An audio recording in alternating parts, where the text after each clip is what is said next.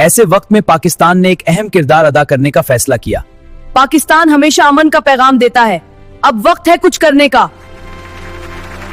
अमन की इस बड़ी कामयाबी के बाद दुनिया भर से मुबारकबादों का सिलसिला, खुसूसन आसिम मुनीर को यहाँ के कोने केस से पैगाम आ रहे हैं।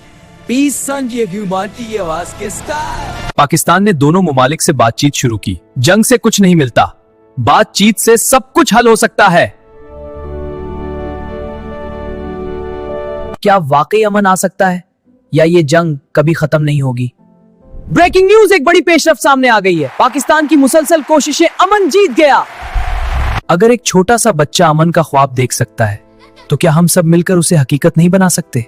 आपकी कदम बनती है आपकी तरफ, लेबनान जीता है। ईरान और इसराइल के दरमियान कशीदगी, ये जंग सबके लिए खतरा है। दुनिया एक खतरनाक मोड़ पर खड़ी है। इसराइल और ईरान के दरमियान कशीदगी बढ़ रही है। हमें अमन चाहिए। वहीं कुछ मीडिया हलकों में मुख्तलिफ आराब भी सामने आई। जी, कुछ आवाजें सवाल उठा रही थी और कुछ हल्के इस हिकमत अमली पर तनकीद कर रहे हैं, लेकिन दूसरे माहिरीन उसे जरूरी करार दे रहे हैं। जी, बहस जारी है, लेकिन इख्तिलाफ राय के बावजूद एक हकीकत सबके सामने थी। हर किसी की राय हो सकती है, लेकिन हमें हमेशा अमन का साथ देना चाहिए।